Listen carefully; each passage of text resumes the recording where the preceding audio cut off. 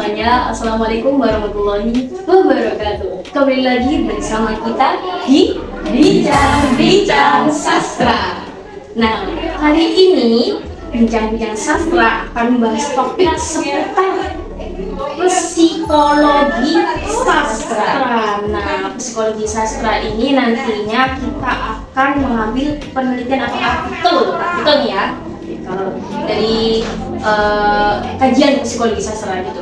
Nah, sebelum itu kan ada pepatahnya, tak kenal maka tak sayang. Untuk itu mari kita kenalan. Oke, langsung aja. Yang pertama nih, aku dulu ya.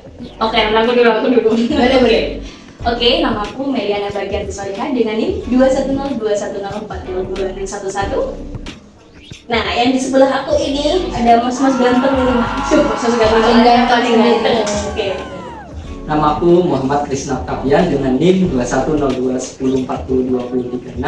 Selanjutnya, Namaku Tri Andika Mustiani dengan NIM 210210404027. Yang terakhir, Namaku Cindy Adira Aprilia dengan NIM 21021040203. Oke, ini kan udah perkenalan ya. Nah, ini jadi pembahasan kita kali ini yaitu kajian psikologi sastra dan nilai karakter novel 9 dari siapa? Laila S. Kudori. Nah, Laila S. Kudori ya. Nah, judul ini atau artikel ini ditulis oleh Lina Suprapto, Andayani dan Budi Waluyo. Oke, langsung aja kita masuk pembahasan. Itu yang pembahasan yang pertama. Apa nih sih? Apa nih yang teori yang digunakan dalam penelitian ini? Yaitu teorinya siapa sih?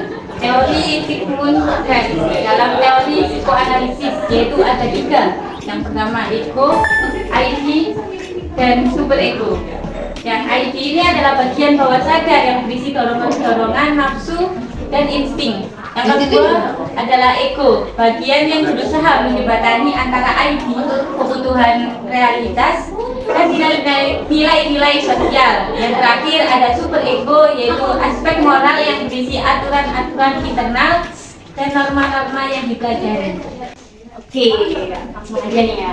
Nah, teori ini dikembangkan oleh Sigmund Freud. Nah, yang mana Sigmund Freud ini merupakan seorang ahli atau tokoh terkemuka dalam sejarah psikologi. Yang mana Sigmund Freud ini juga mengembangkan teori perkembangan seksualnya. Nah, dengan tahapan-tahapan seperti oral, anal, genital, dan lain sebagainya. Dan siapa ini? Sigmund Freud ini membahas tentang konsep-konsep seperti ketidaksadaran, bermimpi, dan lain sebagainya. Yang perlu juga diketahui nih ya guys, perlu diketahui bahwa teori Sigmund Freud ini sering dikritik oleh para teori yang lain. Gimana nih? Sering dikritik, tapi ini kan sudah kita temukan ya bahwa meskipun dikritik guys, Sigmund Freud teori yang digunakan oleh Sigmund Freud ini yang dikembangkan oleh Sigmund Freud itu berpengaruh dalam psikologi.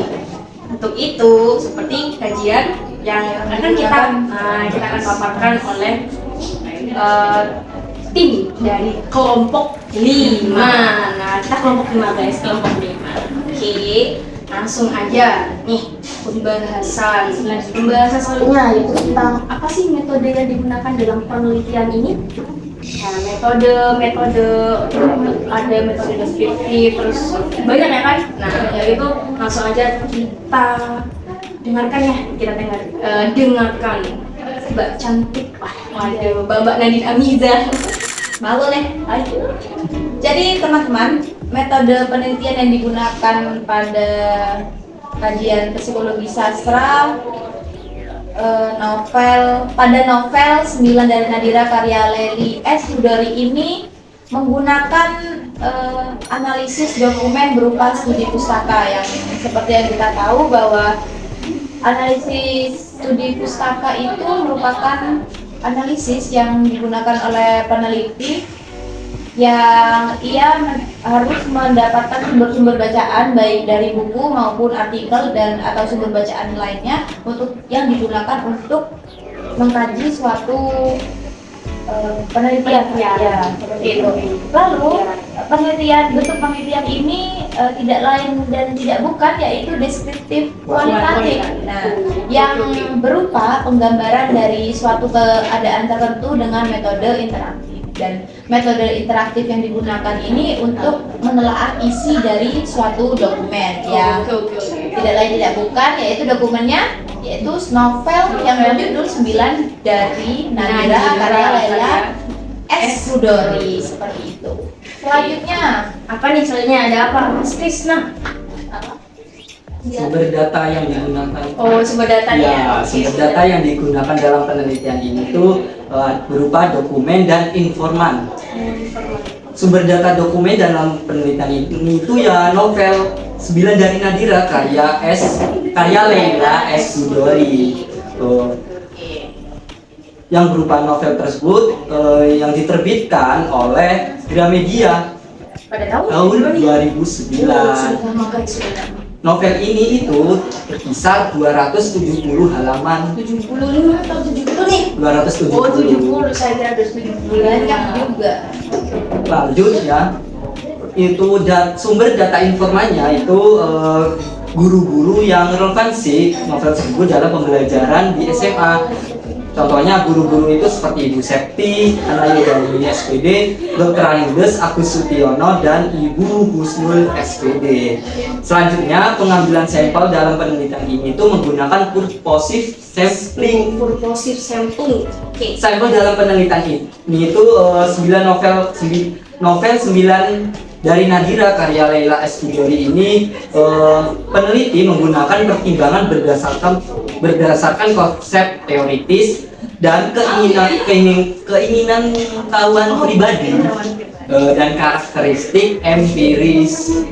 Selanjutnya bagaimana teknik pengumpulan data? Jadi yang ada di artikel ini teknik pengumpulan data dalam penelitian ini adalah analisis isi dan wawancara mendalam seperti yang sudah dikatakan Mas Krisna tadi terkait sumber datanya yaitu dokumen dan informan.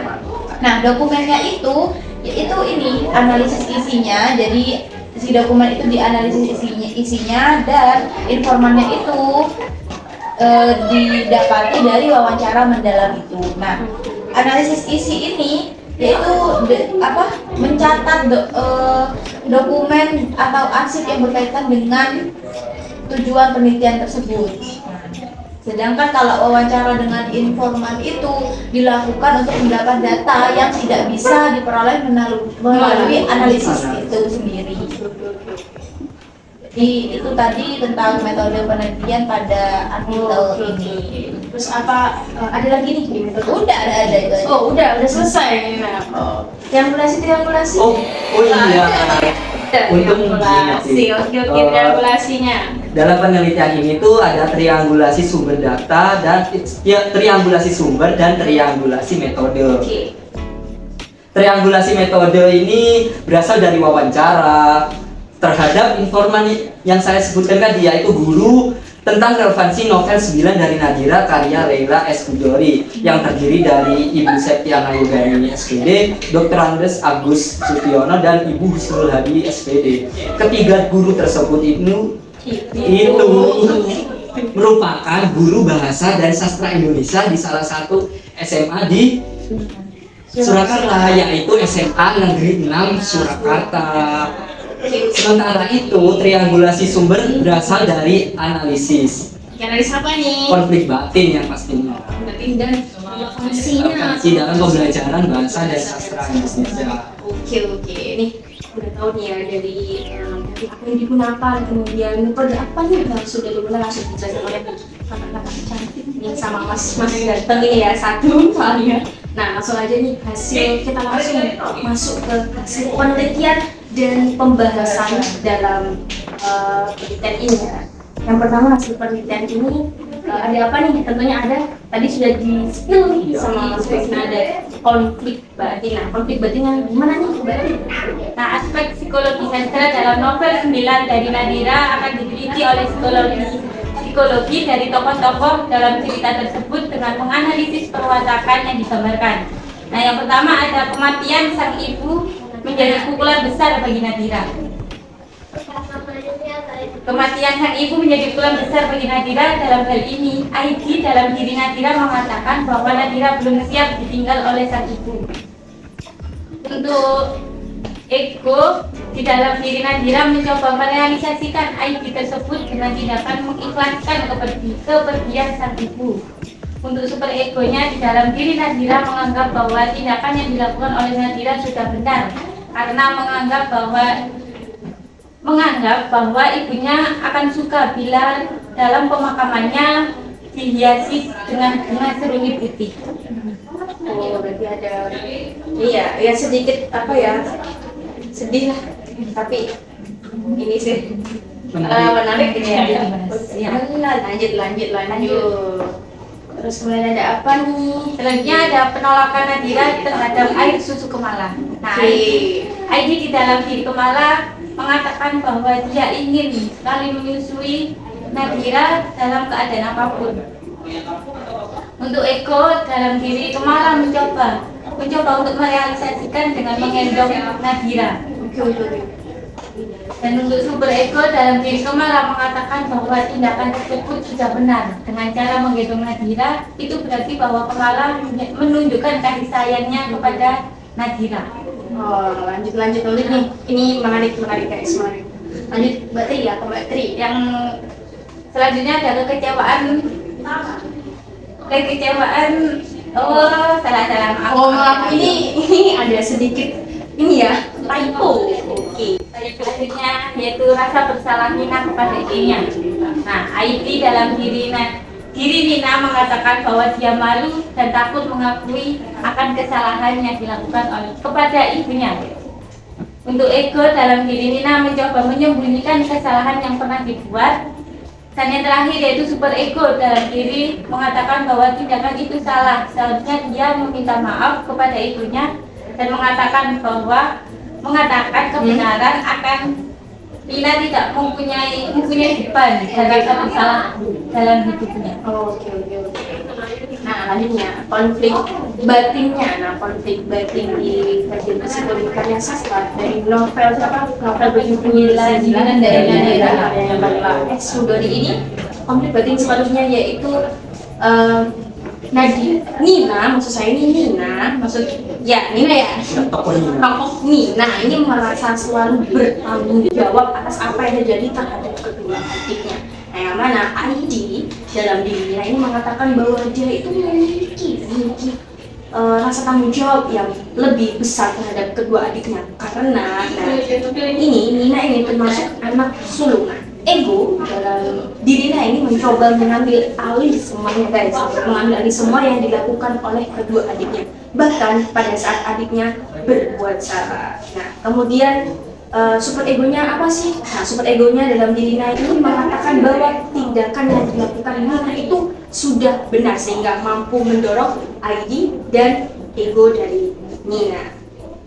Konflik batin selanjutnya yaitu Nadira ini kebingungan Nadira menghadapi tingkah laku sang ayah, yang mana ID dalam diri Nadira ini mengatakan bahwa dia itu sangat bingung sekali menghadapi perubahan tingkah laku ayahnya. Nah, beberapa terakhir ini atau beberapa ketika Kemala sama orang mamanya, ibunya meninggal itu, nah, ayahnya ini berubah gitu.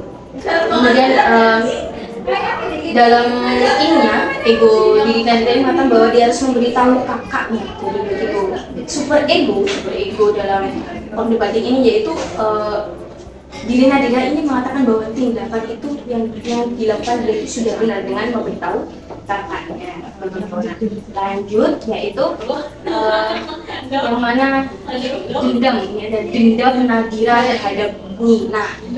ID dalam diri Nadira ini bahwa dia itu sangat marah kepada kakaknya karena kesalahan yang dilakukan oleh Nina ini berimbas pada Arya, tokoh Arya. Nah, egonya ini dan dia ini menyimpan kemarahan itu kan dendam nih ya. Kalau dendam kan pasti marah. Oke. Kemudian super egonya ini dalam diri Nadira maksud maksud aku ya Nadira ya guys, ini mengatakan bahwa tindakan tersebut itu benar. Dia tidak mau lagi tidur satu kamar dengan Nina karena perbuatan Nina pada Arya. Oke, lanjut. Dan yang terakhir yaitu perceraian Nadira dan Niko. Nah, di dalam Nadira ini mengatakan bahwa dia sangat kecewa kepada Niko, yang mana karena Niko ini berselingkuh dengan wanita lain. Karena saat Niko masih menjadi suami Nadira, untuk egonya dan Nadira itu mencoba merealisasikan nih bagaimana dengan jalan perceraiannya. Super ego dalam diri Nadira mengatakan bahwa tindakan tersebut benar karena keduanya sudah tidak memiliki rasa cinta lagi. Selain itu rumah tangganya ini Nadira dan Niko ini diwarnai dengan perselingkuhan yang dilakukan oleh Niko. Nah, jalan yang terbaik yaitu dengan bercerai. Oke, langsung aja nih ya. Nah, langsung aja nih masuk ke pembahasan yaitu apa nih Mas Krisna? Relevansi novel 9 dari Nadira Laila S. Hudori untuk pelajaran sastra di SMA. Oke, lanjut gimana Mas Kris? Ya, berdasarkan dari hasil wawancara dari informan, dapat disimpulkan bahwa novel 9 dari Nadira ini karya Laila S. Hudori ini tuh merupakan novel yang bagus. Mengapa? Karena tidak hanya bersifat menghibur, tapi juga mendukung nilai-nilai pendidikan karakter. Novel ini berisi tentang perjalanan hidup dan sejarah seorang manusia dengan berbagai macam persoalan. Selain itu, novel ini tuh memiliki tema tentang percintaan. Ada. Iya. Itu tadi percintaannya dari Nadira dan Niko yang tadi Tapi ternyata berujung sangat disayangkan. Iya, sangat disayangkan. Tapi sebenarnya Nadira ini ya di novel tersebut banyak kehilangan orang-orang terkasihnya, orang-orang tersayangnya, mulai dari ibunya, lalu adiknya yang memiliki dendam kepada Nadira, si Nina itu, terus belum lagi bercerai dengan si Niko, suaminya. Nah, itu memang tragis di kehidupan nyata itu sangat-sangat ini ya, sangat membuat kita terani, dan kalau kita menjalani itu belum tentu kita sekuat Nadira. Tapi apresiasi kepada Ya apresiasi bukan apresiasi dong. Oke. Terus gimana nih? Mbak Cindy, gimana Mbak Sin? Selanjutnya ya tentang apa? Penilaian nilai karakter. Oh, ada nilai karakternya nih guys.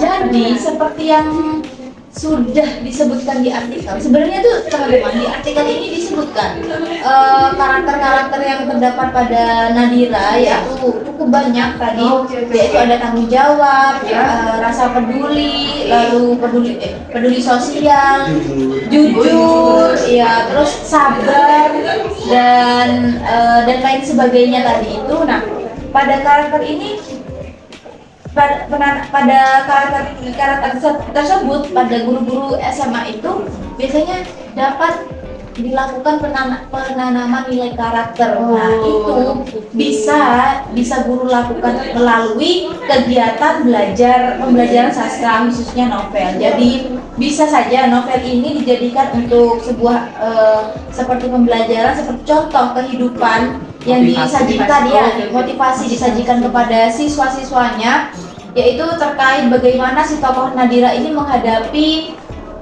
cobaan-cobaan di dalam hidupnya, seperti kehilangan ibunya, terus mengalami konflik batin, lalu yang ada konflik juga dengan adiknya si Nina, lalu kehilangan suaminya, belum lagi ayahnya yang ini ya mengalami perubahan sikap semenjak ibunya meninggal itu. Nah, itu dari karakter-karakter tersebut, karakter-karakter tokoh Nadira ini tentang bagaimana sabarnya dia menghadapi cobaan, lalu tabahnya dia, terus rajin, peduli dan lain sebagainya, itu bisa bisa guru diterapkan di sekolah, dan guru ini bisa novel ini mampu memotivasi dan menginspirasi pembaca melalui gambaran tokoh utama tadi itu. Apalagi untuk siswa. Iya, dalam hal ini guru juga dapat memberikan arahan kepada siswanya tentang pentingnya membaca karya sastra. Dan dari kegiatan membaca karya tersebut, siswa dapat mendapatkan nilai-nilai karakter yang terkandung di dalamnya, dan tentunya tidak lupa dengan dampingan guru. Gitu. Takutnya kan siswa-siswa memilih novel-novel yang kurang bisa kan kadang kan ada orang yang gampang menelan mentah-mentah sesuatu dengan mentah-mentah gitu kan ya. Tidak sewajarnya. Iya, tidak sewajarnya, seperti novel-novel yang menggambarkan mental health gitu, mental issues gitu-gitu. Kan takutnya kan ya kekerasan seksual, takutnya kan mereka masih belum siap untuk menghadapi semua itu. Jadi tetap harus didampingi oleh guru tersebut. Jadi begitu. Oke, jadi itu tadi sudah kesimpulannya ya. Ya, bisa dikatakan juga itu kesimpulannya. Jadi sembari nih ya, ini kan udah ada minuman nih. Kita minum dulu biar nggak tegang amat ya. Tadi aku sudah minum duluan. Oh iya sudah, aku belum ya, aku mau minum dulu ya. Ini di endorse saya. Ini tinggal sedikit gak ada review. Langsung minta ke Mas Batasnya. Oke, udah langsung aja nih ya. Terakhir guys, terakhir. Ya itu bagaimana sih kita itu memandang artikel ini, artikel dari siapa? Oke, nah ini kan tadi alhamdulillahnya azan sudah berkumandang. Untuk itu langsung aja kita lanjut ke pembahasan kita yang terakhir, yaitu gimana sih pandangan rekan-rekan nih, pandangan teman-teman yang cantik-cantik dengan nih terhadap artikel yang sudah kita hafalkan. Gimana nih? Siapa yang mau gila? Coba. Ini sini. Kenapa harus saya dulu?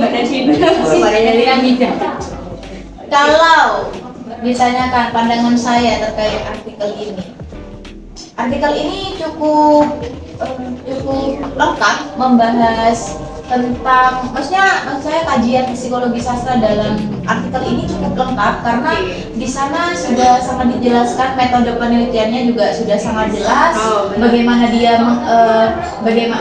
teori yang dia gunakan untuk melakukan penelitian pada novel 9 dari Nadira ini, lalu bagaimana teknik pengumpulan datanya, lalu sumber datanya di mana, itu menurut saya dari metode penelitiannya juga sudah cukup jelas, dan hasil dan pembahasannya pun sangat lebih jelas.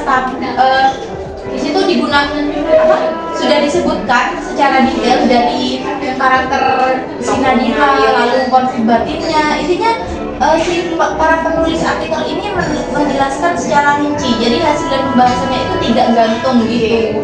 Dan tapi juga ada kurangnya juga ya. Kekurangannya dalam artikel ini tidak disebutkan dulu sinopsis dari novel 9 dari Nadira ini. Jadi ketika saya sebagai pembaca itu jadi ini bagian mana, mau tidak mau saya ketika akan mengkaji artikel ini, mau tidak mau saya harus membaca dulu novel tersebut dari awal sampai akhir tanpa mengerti sinopsisnya, atau saya mencari sendiri di Google sinopsis jika malas baca karena kan 270 halaman ya, banyak banget itu. Jadi harus cari dulu sinopsisnya apa. Jadi itu sih menurut pandanganku. Tapi overall artikelnya ya menurut aku cukup jelas.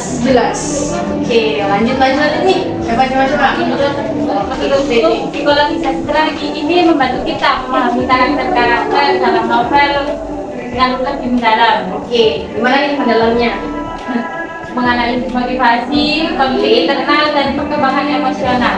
Nah, dalam novel 9 dari Nadira ini memiliki karakter-karakter yang ditampilkan oleh tokoh, yaitu ada Nadira, ada Ken, Arya, Kemala, Ibu, dan Ayah. Ini memiliki latar belakang dan konflik psikologi yang kompleks. Kajian psikologi sastra dapat membantu memahami mengapa mereka bertindak seperti itu dan bagaimana lingkungan dan masa lalu mereka. Nah, sementara itu nilai karakter dalam novel ini dapat berhubungan dengan tema-tema seperti persahabatan, perjuangan, dan keteguhan. pertumbuhan. Melalui perjalanan karakter-karakter ini, pembaca dapat memetik nilai-nilai seperti kesetiaan, daya juang, dan keberanian dari tokoh-tokoh tersebut. Oh, menarik. Nah, ini kan sudah dibahas sama Mbak Cindy dan Mbak Tri tentang, kalau Mbak Cindy tadi Mbak Sin, kalau saya tentang bagaimana artikel ini bisa pendidikan, tentang psikologinya juga ya. Gitu. Kalau Saya ini gimana? Di sini saya menambahkan Oh, kalau pandangan aku terhadap artikel tersebut itu, dalam artikel tersebut itu terdapat psikologi, mengungkapkan berbagai aspek seperti psikologi, sastra atau psikologi, karakter, motif, dan lain sebagainya, atau perkembangan tokoh. Betul, setuju. Penelitian semacam ini itu dapat melibatkan analisis terhadap karakter utama, yaitu Nadira, Oh, betul. dan perjalanan emosional serta psikologisnya dalam novel tersebut. Misalnya kita dapat menganalisis konflik atau konflik batin seperti yang dijelaskan, yang dialami Nadira. Perubahan emosionalnya itu sering berjalannya cerita mempunyai dampak terhadap interaksi dan karakter lain. Juga bisa memeriksa simbolis dan makna psikologis yang terkandung dalam berbagai elemen cerita seperti tempat dan objek yang mungkin mencerminkan perasaan atau pemikiran karakter. Penting untuk kita ketahui bahwa analisis psikologi ini atau analisis psikologi sastra adalah pendekatan yang mendalam dan subjektif, jadi dapat bervariasi antar individu atau antar pembaca. Nah, ini sudah kita jelaskan ya dari sudut pandangnya Mbak Cindy, Mbak Tri, dan Mas Krisna. Nah, sekarang aku nih ya mau menjelaskan sedikit tentang sudut pandang dari penelitian ini, yaitu yang mana dari penelitian ini benar kata Mbak Cindy, sinopsisnya tidak ada. Jadi kita tuh harus mencari terlebih dahulu guys. Contoh kutipan novel, misalnya kayak konflik batin itu tertera pada bagian mana, Itu juga kan guys. kita seperti Nah ini kutipan-kutipannya itu tiba-tiba peneliti langsung menjelaskan konfliknya, penjabaran dari teori Sigmund Freud, ada ego dan super ego. Akan tetapi di situ sudah dikatakan jelas, maksudnya dalam penelitian ini metode-metodenya yang dipakai itu memang sudah dijelaskan, tapi kita dapat beberapa kekurangan ya. Dan ada di sini dari penelitian ini tuh kurang menunjukkan atau siapa sih Laila Escoubari ini kan pasti ada yang tidak tahu, tidak menyebutkan biografinya. Betul, nah yang mana Laila Salika, S-nya itu Salika. Laila Salika Budori, yang mana beliau ini merupakan seorang penulis dan kritikus film berkebangsaan Indonesia. Namanya dikenal melalui karya-karyanya berupa cerita pendek, novel, dan skenario drama televisi. Laila Salika Budori ini juga merupakan salah satu sastrawan yang mengawali debutnya sejak anak-anak. Wah, ternyata sudah lama sekali ya. Dari anak-anak sudah menulis, merintis karirnya. Hebat, keren. Salut sekali. Nah, kelahiran dari Laila Escoubari yaitu kelahiran tanggal 12 Desember tahun 1962. Wah, begitu. dia umur berapa ya sekarang? Kalau 62 berarti sudah 61, 61 ya. Wow. Nah, ya nama pendidikannya beliau ini berpendidikan di Trent University. Mana tahu di mana? Nah, ini di mana?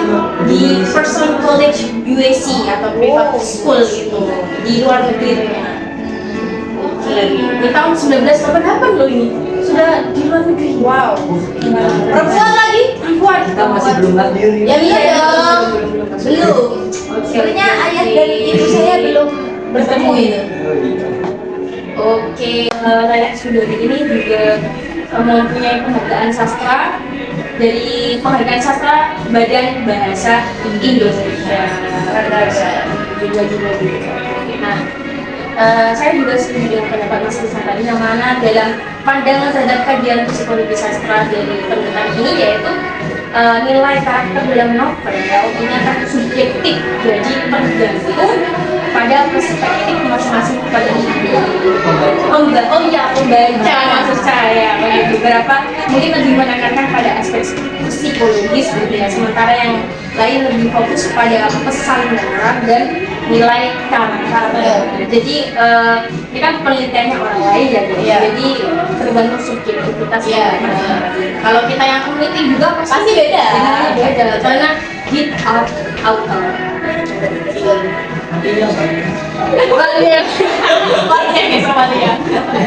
Ini translate bit of author. Ini editor, kalau Masih sangat komen. Maaf. Oke, sudah nih, sudah. terima kasih. Ayo, singkat ya. Singkat sekali, tapi akhirnya panjang banget.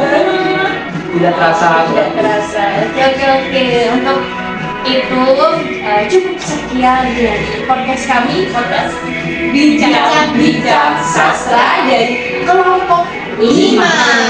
Oke, untuk itu sampai jumpa di kesempatan berikutnya dan see you. Wassalamualaikum warahmatullahi wabarakatuh. Dadah. Mohon maaf. Mohon maaf, ada kesalahan kata. Dadah.